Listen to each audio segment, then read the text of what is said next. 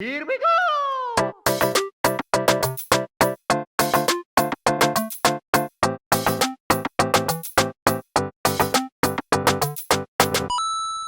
Hey everyone, it's me, Sean Capri, and welcome to the Nintendo Drive, where today we are joined by Rebecca from the Nintendo Shack for a review discussion of Splatoon 3. I am so excited to be joined here, Rebecca. I have been talking a lot about Splatoon on the Nintendo Drive over the last few weeks. I had a so-so experience with the test fire, and I haven't pre-ordered it yet. I figured I'd wait until you and I chatted tonight, and I just kind of want to see your thoughts on this. You've been playing the game for a little while now. Yes, I have, Sean. And did you know that next to Zelda, Splatoon is one of my favorite Nintendo franchises? It's probably number 2 at this point. What? I guess I know I feel more like than Mario I for never you. talk about it. Yeah. I really only get into it when it's very active. Once it died down, once they stopped all of the Splatfest and Splatoon 2, I kind of died down from it. My friends weren't playing it anymore, so I kind of fell off from it. But oh my gosh, the next couple of weeks, I am not going to shut up about it. That's awesome. So basically since they announced it, remember when they first revealed it, it was like, what even is this? And is it my first thought when they first showed it, there was images, there was these still shots almost. And I thought it was some sort of RPG game. I thought they were going way out there. And then they throw us with Splatoon 3. So you've been hyped for about a year and a half now, I think, since they revealed it. Oh my gosh, has it been that long? Well, you can go back. I have said so many times over and over again that Splatoon 3 will not happen on the Nintendo Switch. It's just not Nintendo's way of doing things. They don't usually put out more than one. I don't think they've ever put out more than one generally multiplayer game on the same system. This is kind of the first time that they're doing that. So you're right. Just like you, I thought, this has to be some kind of spinoff. I said so many times they'll never do it, but they're doing it. Yeah, I'm and thrilled. I mean, I'm I have a lot of questions for you. We have some questions from the community at Carpool Gaming, which we will definitely get to.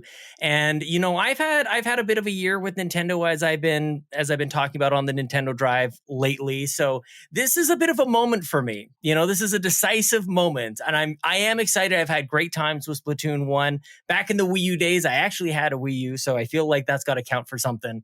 Knew what was going on with Splatoon 2 and everything. So, but I have been burned the last little while by Nintendo, especially with multiplayer focused stuff.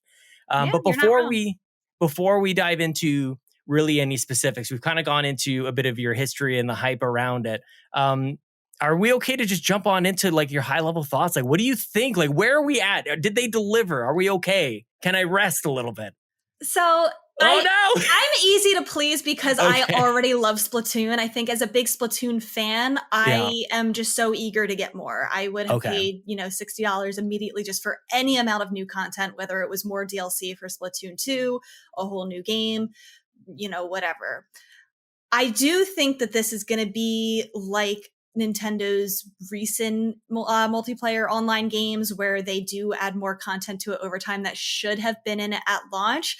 But I don't think there is a lack of content in the box as there is in a lot of those recent games. I know for, Strikers, I got bored really fast. For Mario Party, there were 4 or 5 boards. I don't know. I felt like they might be adding more content as time goes on, but I got bored really quickly with what was there on launch day. I don't think that's the case for Splatoon 3. That being said, if you already felt super burnt out by 2, you're I got bored with playing it. It wasn't really, I enjoyed it, but it wasn't really my thing. You're probably not going to have a huge different experience with 3, if that makes sense. It's still Splatoon. You're still Splatoon. It's the same primarily Splatoon that was in 2 and 1. Yeah. So primarily Turf War is kind of where they're driving you towards, or at this point, I'm really curious about a couple things. Number one, the single player, because I feel like we'll get to kind of the things that we know about for sure. But single player, I'm quite curious about, and Salmon Run as well, being available at all times. Aside from that, is there anything else that kind of jumped out to you that we should be making sure that we cover tonight? The Tableturf Battles. Oh, the cards. Yes, because of course. That's the newest thing. It's added new maps, to the turf war, the ranked, whatever. They've added new maps and weapons and stuff to Salmon Run. It's a new single player campaign, but the table turf, I keep wanting to say it's table turf, not tabletop. Tabletop. I'm just realizing that's the pun. Yeah. Okay. That's like the one brand new thing that they've really got. Yeah. And is it for you? Like, yeah. It's so weird. It's really fun. Is it really? It's really fun. Yeah. Okay, walk me through, because I don't even know that are you building your deck through some other activity, like through multiplayer, single player? It's kind of weird. It's not exactly what I thought it was going to be going into it. Like, I kind of described it after I saw the trailer for it, that it was like kind of a deck building game. Okay. And I'm not like well versed in the deck building genre of games. Yeah. But I don't think it's exactly like that. Like, I think Garrett's really excited. You know how Garrett is with his tabletop. There's a few people out there. Game. I'm very curious what he as an expert on those type of things are going to think about it versus me, as I've never played anything like this before. I think it is pretty simple. It's very easy to learn. It doesn't have any super truly deep mechanics to it.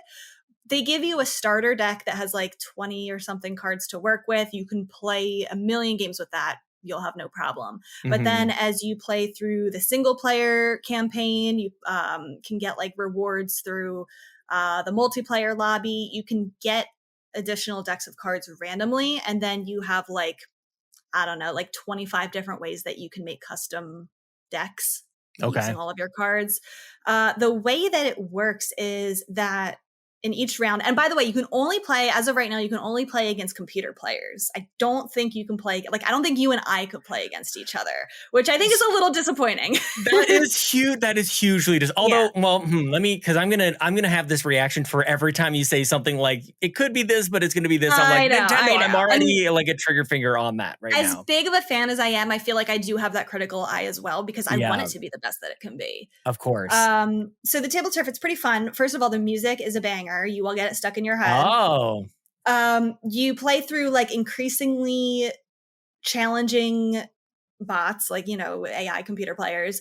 And you, at the same time, you get 4 cards out of your deck randomly, and you pick one of them to place on your board. And it has to be touching like your own ink. So like, you can't start here and then jump all the way over here. You have to kind of make a trail to where you want to be. Makes sense. And you only get, so many turns. I think it's like 20 turns or something. You both play at the same time. And then whoever has the most squares filled by the end of the 20 turns wins. And it's more like, I'm finding it's more like Tetris more than anything, because you need to start getting creative with how you fill in the blocks. Because once you ink somewhere, you can't overlap where you've already inked. Okay. So it's kind of like fitting in these puzzle pieces together. So is there like a battle system that's happening? Like once you, I'm just trying to figure out, it seems like there's a limited number of spaces for you to place down your cards. Like, can somebody take over my spot one time or 2 times or something like that? Or is it just? Yeah, very occasionally. So like if you completely surround, there's like little darker orange patches of ink on every card. And if you get that completely surrounded with ink, it's like a special point. And if you get so many special points, you can do a special attack. And then that allows you to take over somebody else. Don't you love talking about the mechanics of card games? Like, how do people do it? And some of the terminology is hard to describe. I hope I'm doing it. I can imagine. Yeah, no, I get it for sure.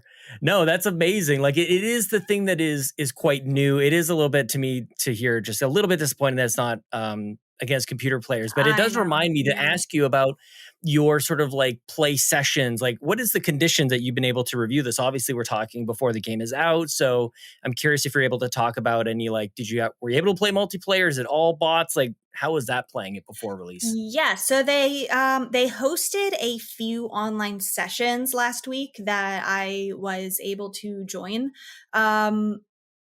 It was a little bit tricky to join at first because, and I think this was a little bit on Nintendo's part that it wasn't super duper well planned out, because the first session that I was able to join was a salmon run match. So I go to join it and it says you have to be at least level 4 to participate in salmon run. Oh. And at that time I can't do anything because the only thing I can do to level up at this point is turf war, and they don't have a turf war session going on. So I had to reach out to them, and they ended up getting a few turf war battles going so that all of us could level up because I wasn't the only one in that boat. Of course. So I ended up doing mostly turf war in the online sessions to level up. You can, I know a lot of people have questions about importing your Splatoon 2 save data. Yeah. You can do that, but you need to play at least one turf war match to do so before it asks you. Oh, that's bizarre. I'd be looking at that. I think it asks you, but then you don't get to like reap the benefits of that until you play one turf war match. It's very odd. So did you find, I didn't even know that was even a thing. I'm glad you brought it up because I wasn't even going to ask about it. Like, did you find that was worthwhile to bring your progress forward from 2 to 3? I did, because I also had a little bit of a misconception with this as well going into it. I thought that it would match my level with the level that I had in Splatoon 2. Right. That's not the case. I was level 59 in Splatoon 2. Snap. Alas, once I imported my data, I was still level 1 in Splatoon 3, but there were a few other benefits to it. The biggest one being that I didn't have to wait until I got to level 10 to play ranked matches. Interesting. So okay. If you are like, you've played a lot of Splatoon 2, you're like, I'm pretty good at this game. I don't want to be matched with like a bunch of new players. Import your data. You will skip, you won't have to grind to level 10 to get into ranked matches. You can just jump right in. So what other than like your level, obviously everybody's getting reset and starting from scratch, which I mean, that's a double-edged sword as far as like, now you don't know, you might be playing against Rebecca and it's, level 1 and you have no clue. Like, what do they call those Smurf accounts? I think I can't even remember. I'm not well versed enough in the online. People like create an account that is low level just to fool people. It's this whole thing. Yeah. There's 2 other main benefits to it. So the one is kind of small but appreciated, that you don't have to sit through the salmon run tutorial if you import your data. Yeah. So like if you already know how to play, like you can do it if you want to. You can still always do the tutorial. But when I got into salmon run the first time, Mr. Grizz was like, "Oh, like I see that you look like this is already familiar to you. Do you want me to explain the tutorial, or do you want to like just head on in?" And I said, "Just head on in." So that was nice. Because I already know how to play. Yeah. The what if second, you start like reading your preferences for other games? Oh, I see you like Castlevania. He pulls like a Psycho Mantis on you. Like, get out of my head, man. That'd be cool. The biggest benefit though to importing your save data is that you get 3 golden weapon tickets. I'm definitely butchering the name. I think they're called like Sheldon tickets or something. Where I don't know if you remember this, but the way that you buy weapons is different. You don't buy them with coins. You buy them with, I think they're called Sheldon tickets or weapon tickets or whatever they are. And you need to have however many weapon tickets to get, weapons. But if you remember in Splatoon 2, which I totally forgot about this, that you can't buy certain weapons until you hit a certain level. So like, let's say that you really love using the dualies. You might have to wait until like you're level 10 or 15 or whatever to buy the dualies. Yeah. So if you import your save data, you get 3 golden tickets, which allows you to buy any 3 weapons regardless of level. Okay. So you pretty much get like 3 freebies for weapons. Like you can get really high level weapons. So like, let's say you really love using, like a certain charger, but it's like a really high level. You can use 1 golden ticket to redeem it. Did you feel like that was enough? Like we're kind of focusing on people who have played Splatoon a lot. They're coming over here and like what that journey is like. Like, did they do enough to cater to, especially like you're well suited to talk about this? Like, do you feel well taken care of, or do you feel like you're kind of like reset back a little too far? 3 tickets it sounds good, but it's not 15. It's not 100. Like it's not unlimited. Yeah. I think it's a fair amount. I think it's 1 definitely wouldn't have been enough because I think a lot of ranked players have different weapons that they prefer for the different ranked modes. Like I use a totally different weapon for tower control that I would use for, splat zones or something like that versus Rainmaker.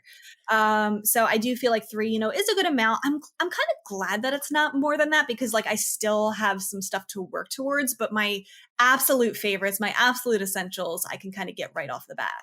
I love it. Well, we're kind of talking about weapons anyways. Was there any of the new stuff that you jumped into? I mean, some we got a little taste of during the test fire. Are you able to talk about any other specifics that you were able to play with, or mostly just what was available to us? Is there anything else that we're able to cover?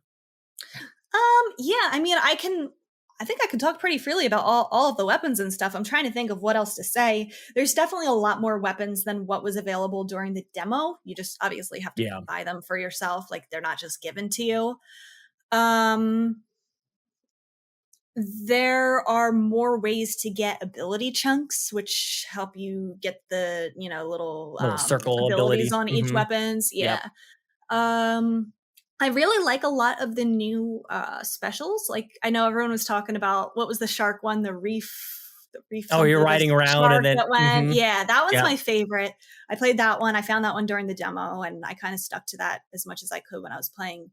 That's online. I just want to say I would find reviewing this game actually very tricky because I am playing with like the default guns. Like I'm not going, like I might just like grab like a roller and like that's it. So even asking like what other weapons are there, like I would find it unnatural to my play style to just go like, yeah, I'll grab the Splatana or whatever. Like I don't think I would gravitate towards that. But I mean, you're obviously, you actually play ranks. So you play more than just Turf War, which is all I play, which is kind of nice. Yeah.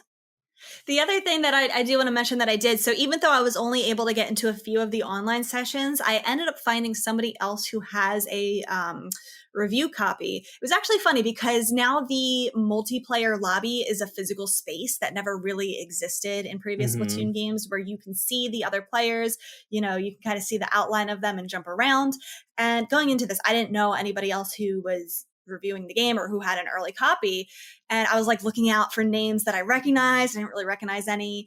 And when the session ended and we couldn't get into any more matches, a few of us still kind of hung around in the lobby for a little bit, jumping around, and like slowly one by one, everyone left. But then me and this one other person just kind of kept following each other, like squitting around and stuff, jumping onto like the ledges and stuff. And we stayed there for like maybe 30 minutes. Nice. after the Shut matches the place ended, down, man. just messing around in the lobby. It was kind of fun. And then that person reached out to me on Twitter. They must have like connected the dots or whatever, that, that was me. And I was able to see that it was the same name. So we ended up connecting and playing 2-player salmon run together, because we were still able to like play without an online session that Nintendo was hosting. And we played a few like 1v1 matches together, like in ranked. Oh, wow. Yeah. Mostly because we wanted to see how Rainmaker was different. I don't know if you remember how Rainmaker has checkpoints now. So we tested that out. And I actually kind of like that a little bit better, that it has the checkpoints. The games won't necessarily be over in 20 seconds if someone like pulls ahead. Right. Yeah. No, I kind of like that as well. Like, and it also allows for a bit of a comeback as well, which who doesn't love a good comeback story? Nice. I love it. Okay. What about, kind of speaking about multiplayer, like talk to me about, you and I have had kind of conversations off to the side because I'm whining and complaining on my podcast about stuff. Talk to me about matchmaking, talk to me about party systems and everything else. Like how is it, this is huge for me, Rebecca. So this is big. Yeah, this is big. And Sean, I reached out to you originally to let you know that you can, in fact, cancel matches. Because honestly, you were not the only person that I saw complaining about that. And I think that is a valid complaint, that, you say, oh, I'm going to play another match. And then all of your friends are like, nah, I'm done. And you're like, oh no, well, I just click next, next match. And you might not want to continue with it. You can actually cancel matchmaking.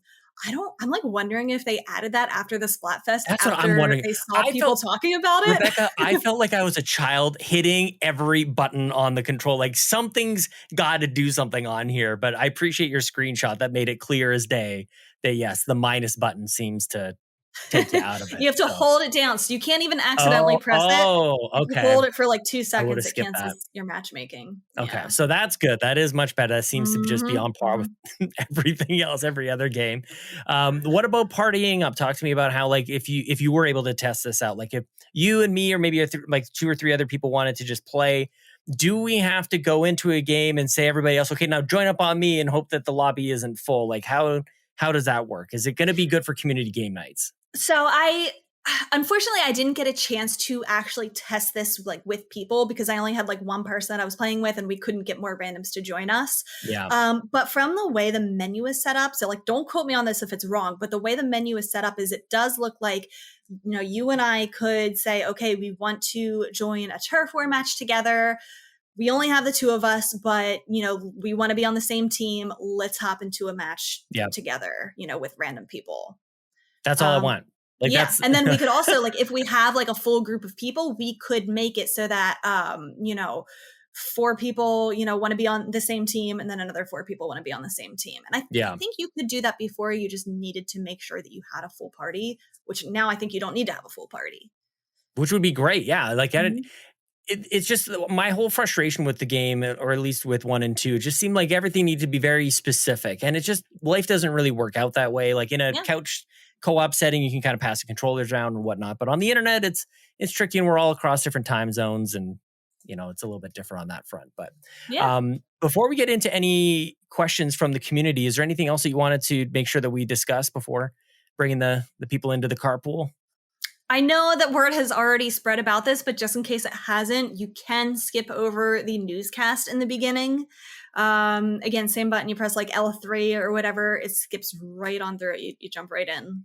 Well, let's actually bring the Winter Gamer in it, and very related. Brendan Myers asks, how quick do you get into the game from the Switch home screen? Let's talk about this. It's pretty snappy. I think like the first time you are booting up the game, you still have to go through the tutorial and everything. Like that first time might not be, but every time after that, like I think it took like less than 20 seconds to get to the newscast, and then you can just skip it, and it brings you right to the lobby, or to like the hub world. So less than 30 seconds to jump in. Question from Sean Capri, who's recording with you right now.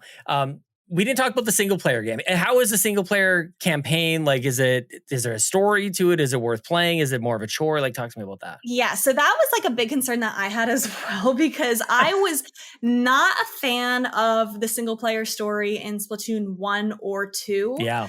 But I loved the Octo expansion in Splatoon 2.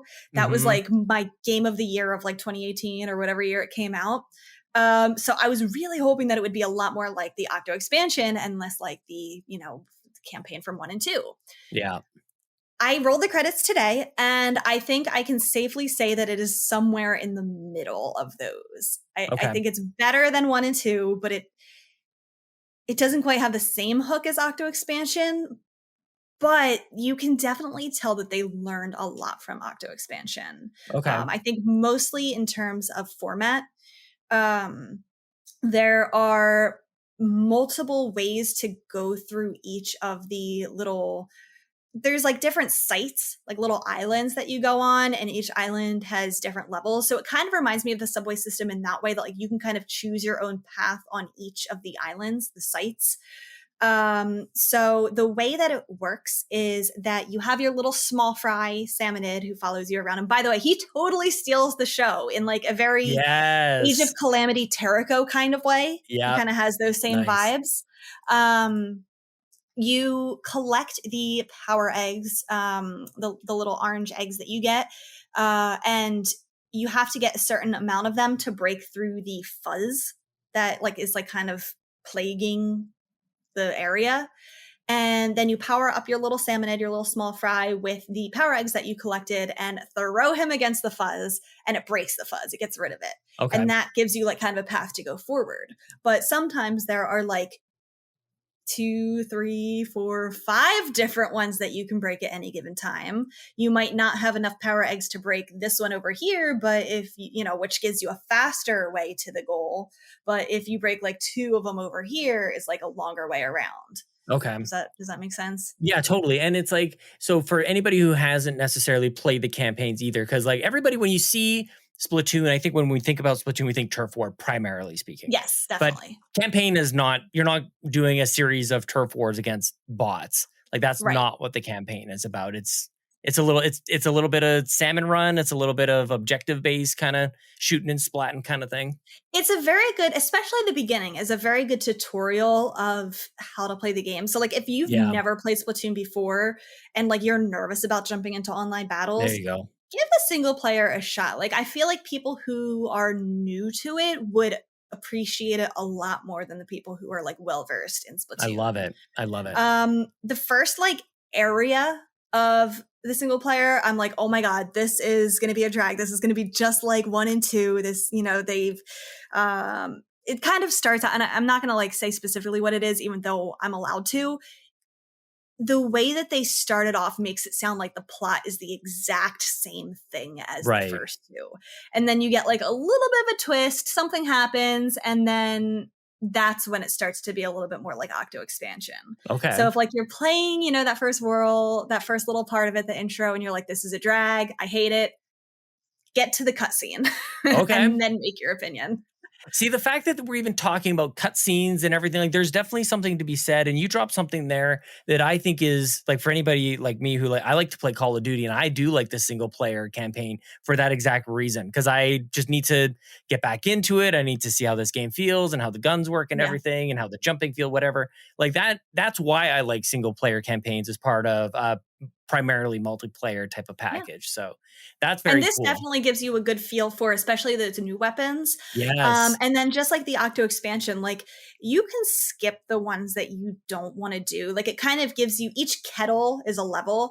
And when you stand over the kettle, it kind of gives you a little blurb of what the objective is. Like, like it might say like ride the rails to reach the goal. And if you're like, oh my gosh, I hate rails, I always die on them, I don't want to do this one, skip it. You don't need to do any of them. Nice. Very cool. I avoided the ones that, you know, were ones that I knew I was going to have a problem with. And I did the ones that I like a lot better. Well, speaking of getting a little bit more comfortable with the game, Fulia jumps in and says, will Splatoon 3 appeal to players who have never played the game in the past? I guess my counter question for that is, why didn't you try 1 and 2 in the past? Like, not like saying like what's wrong with you, but like what? Yeah, Reggie's right there. What didn't draw you to it? Like, do you absolutely hate third-person shooters? Like, I'm not really a big fan of them either, but I really liked this. Like, what is the reason why you never tried it to begin with? Yeah. Is it that like you did try the demos and you didn't really feel like it was your thing? I don't know. Maybe you won't like it, but I don't know. I'm like a Splatoon fanatic. I would say definitely try it if you've never played it before. Like, what's the worst that happens? You don't like it. Yeah, this is definitely one, and I've definitely been all over the place as far as my opinions on multiplayer and features and everything like that. But one thing that is undeniable about Splatoon is everybody plays it, you know, and you'll find a community of friends and people to play. Of course, Nintendo Shack, Nintendo Drive, all the Nintendo podcasts, like we're all jumping in. So if that's of interest, I think it sounds like that. As much as it sounds like it's going to be very similar experience, like there's also some familiarity and there's a benefit to that as well. And I've just got to measure myself on like where I land on that. Especially, like you said, especially if you have like other people to play with online, that makes the experience so much better. Always. Yeah. Now, before I jump in the last two questions from this is kind of like, maybe I'll throw it back to you, because I just wish that Nintendo would like really just smack me over the face with a bunch of new stuff as far as like, this is a sequel. I don't think that you're in the same boat. Like, are you kind of okay with like just this being a reason for everybody to jump back into because it's a new game coming out in September? Like it's just because there's a 3 on it. I love that it's an excuse that everyone's going to be playing Splatoon again. I'm very selfish because I love the game. And I feel like we needed a reason to keep playing Splatoon. People stopped playing because they stopped the Splatfests. Right. I think that it's not just, you know, the Splatfests that are going to be bringing people back, though, because, you know, there's the new maps that are going to be added. So people are going to want to be playing, you know, regular turf and regular ranked again. There's new salmon run maps. So people are going to want to jump back into salmon run again. There's new, like, smaller features, like the locker customization is pretty cool. Nice. I wouldn't say it's like absolutely wild cool because like there's not a whole lot to do with it. It's just pretty like cool. A cute little flair. Like I got a lot of customization items during the single player campaign, which by the way, they don't just give them to you. Like do you remember in Breath of the Wild how if you like fed the dog an apple or something, it would lead you to treasure? Do you remember that? Yeah. So the small fry kind of acts like that, where like he'll notice something under the ground that you can't see and he'll get really excited and he'll go over towards it and start jumping around. And that kind of tells you, oh, if I splat in like the ground here, like the snow or whatever it is. Interesting. There's something buried under here that I can get. And then I've gotten like a Tableturf card deck from that. I've gotten like a lot of locker customizations, things like that. Honestly, that like it does sound like there's enough of that kind of stuff to, like it's more than just a sequel, and it's releasing, so everybody's going to buy it. So now we're culminating around this thing. And the tricolor turf wars for the Splatfest feel like it's not just another Splatfest. It's not just the same thing. I feel like that's a cool enough twist that I don't really know what the strategy is going to be for this yet. So I am excited for them to happen again. I agree. And well, you and I are both Team Rock on this last one, which I appreciated. Yeah. And even just from like a nonsensical argumentative kind of thing on the internet, I appreciated having two rivals, actually. I like being like Team Rock and swatting off all the tweets from Team Paper and everybody else from Scissors. Like, what are you guys talking about? Like, Team Rock obviously was going to be the one to win.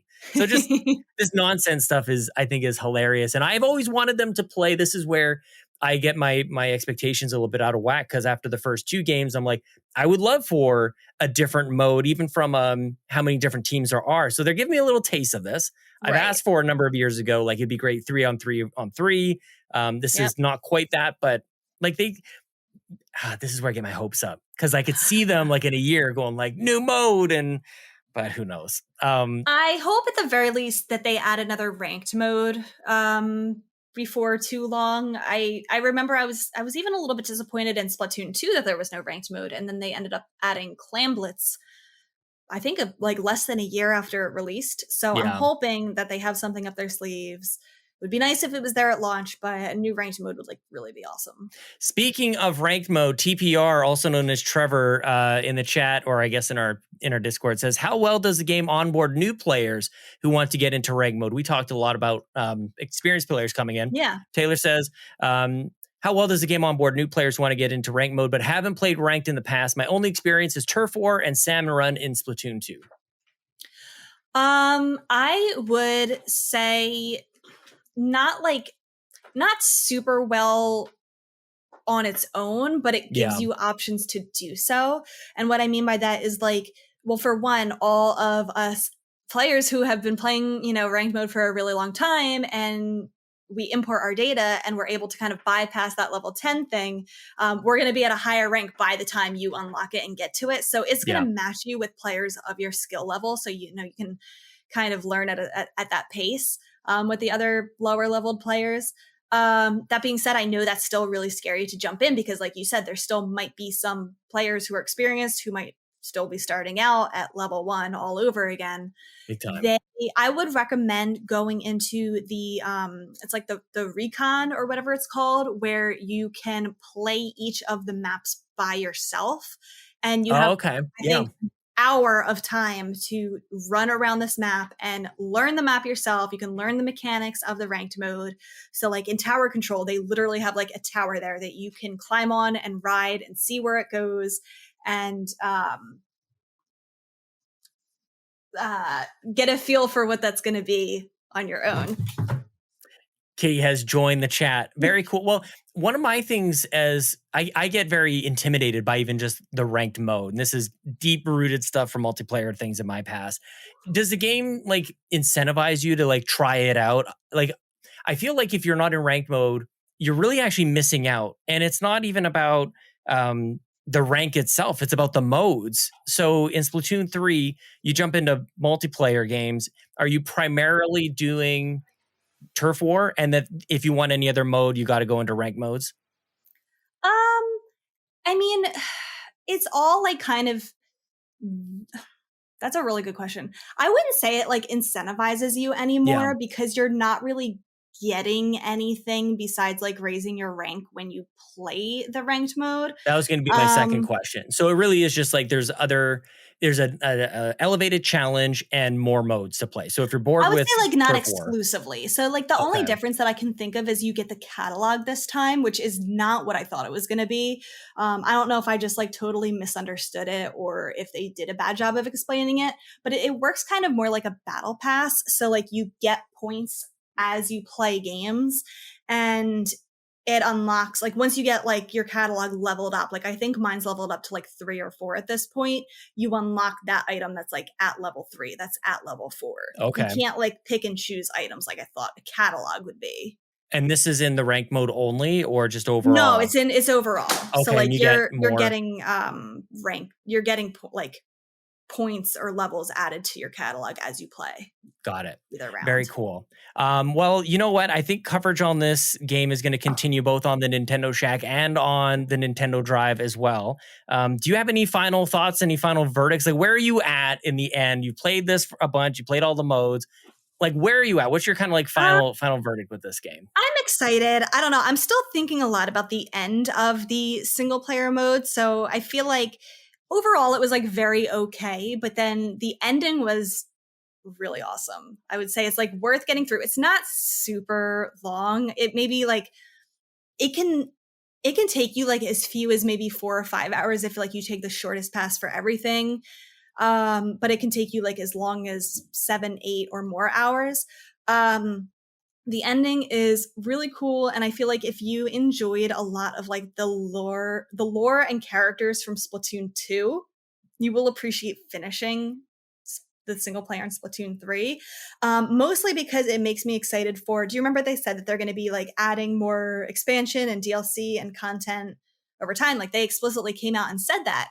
And I kind of feel like they will answer some of the questions that I was left after finishing. Interesting.